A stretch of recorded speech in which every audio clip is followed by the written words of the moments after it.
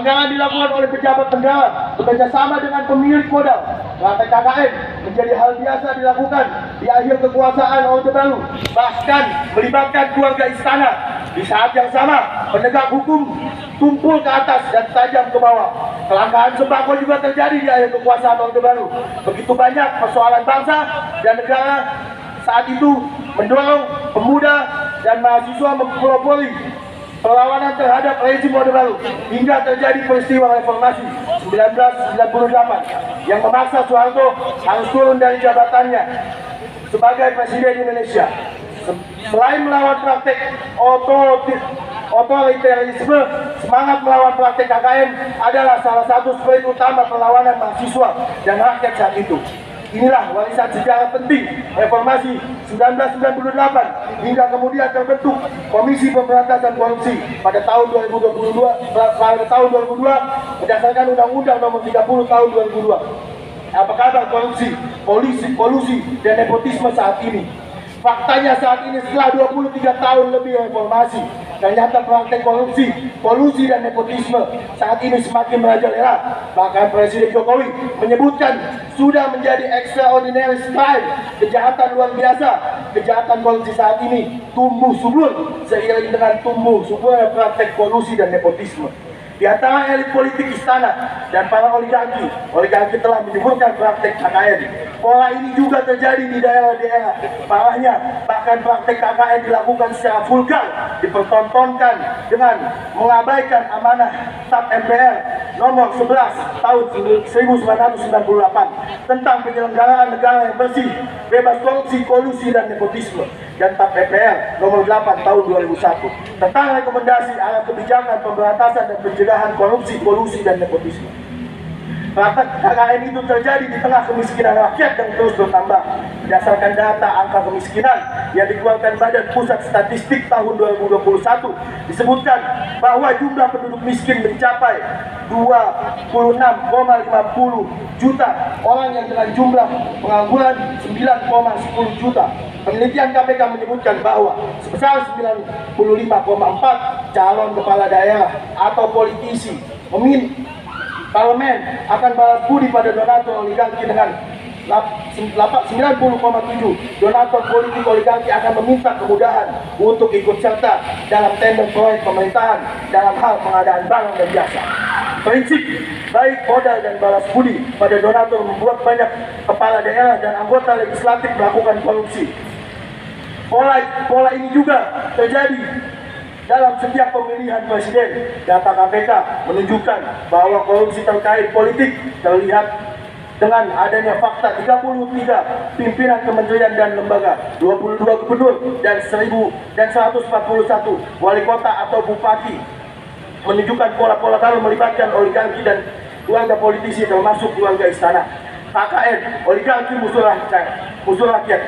Di saat emak-emak sangat sulit mencari tempe dan tahu, di saat emak-emak harus mengantri dan bahkan meninggal dunia untuk dapatkan seliter minyak goreng, di saat buruh terus dijadikan budak pemilik modal dengan undang-undang cipta kerja, di saat rakyat yang tergusur tanahnya dan tidak ada ganti untung, di saat pemukiman warga dikepung oleh debu-debu pabrik batubara, dan di saat lembaga pendidikan serta kampus ditekan untuk tidak boleh bersuara, melakukan kritik, di saat pengemudi ojol diperas dengan tidak adanya insentif oleh aplikator, dan di saat rakyat secara psikologis dipaksa untuk vaksin yang sesungguhnya juga untuk mempelancang bisnis perusahaan yang berjalan dengan orang-orang istana yang juga terlibat dalam bisnis PCR.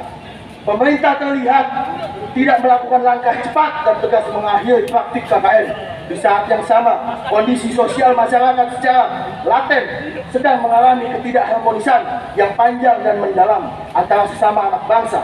Episode ini sangat mempertontonkan caci maki, emosi, dan ego kelompok. Kondisi politik Indonesia juga sangat memprihatinkan dan tidak berkualitas dalam seleksi calon pemimpin, seiring oligarki atau pemilik modal sangat mengintervensi sistem politik kita dan bahkan mengabaikan trias politika. Oligarki juga menumbuh suburkan KKN dan bahkan merusak demokrasi. Keinginan memperpanjang kekuasaan, mengakali konstitusi, adalah sesungguhnya bagian dari persekongkolan jahat ini atau kolusi. Penegak hukum di Indonesia juga tidak lepas dari intervensi oligarki. Oligarki terlihat sulit disentuh hukum kekayaan alam secara masif yang hanya untuk mementingkan keuntungan perusahaan, pengambil paksa atau penggusuran rumah rakyat atas nama pembangunan, dan masih banyak lagi yang lainnya. Menjadi catatan negatif rakyat dalam penegak hukum hingga saat ini. Situasi seperti ini sangat merugikan banyak rakyat.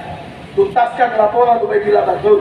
Pada tanggal 10 Januari 2022 lalu, Ubaidillah Badrun melaporkan dugaan KPK dan TPPU atau pada Gibran dan Kaisang ke KPK. Dasar dari laporan tersebut semata-mata demi tegaknya hukum dan pemberantasan KKN. Sebab KKN adalah musuh rakyat, musuh bangsa Indonesia, karena telah merugikan banyak rakyat. Bahwa KPK adalah buah dari reformasi yang seharusnya konsisten untuk melakukan pemberantasan korupsi tanpa pandang bulu siapapun pelaku kejahatan korupsi, sama kedudukannya di mata hukum untuk diadili dan dihukum seadil-adilnya, termasuk terhadap para putra-putra Presiden. Ubaidillah Badrun adalah aktivis 98 yang sangat organik dan terus menjaga reformasi saat ini, karena ia memiliki kedudukan hukum yang kuat untuk terus melawan, sehingga bentuk praktek KKN bahwa KPK diberi kekuatan dan keleluasaan dalam pemberantasan korupsi di Indonesia. Seyogianya merespon dengan cepat siapapun melapor dugaan korupsi, termasuk laporan Ubaidillah Badrun. Keseriusan KPK dalam pemberantasan korupsi harus dinyatakan dengan jelas agar terang benderang tentang kejelasan hukum atas laporan Ubaidillah Badrun itu. Dari fakta dan argumen di atas, dengan sangat tegas kami menyatakan sikap mendesak KPK segera menindaklanjuti laporan dugaan KKN dan TPPU yang dilakukan oleh Gibran dan Kaisang dan serius dalam pemberantasan korupsi, menyerukan kepada seluruh rakyat Indonesia untuk melakukan perlawanan masif terhadap praktik KKN dimanapun berada di seluruh Indonesia. Jakarta, 22 Maret 2022. Komite Rakyat Lawan Korupsi, Kolusi dan Nepotisme, aktivis 98, Akademi Front Milenial Jabodetabek, si rakyat menggugat dan kampus-kampus lainnya. Hidup mahasiswa, hidup pemuda, hidup rakyat Indonesia. Di mana suaramu mahasiswa? Di mana suaramu pemuda? Dan di mana suaramu rakyat Indonesia? Garuda Pancasila.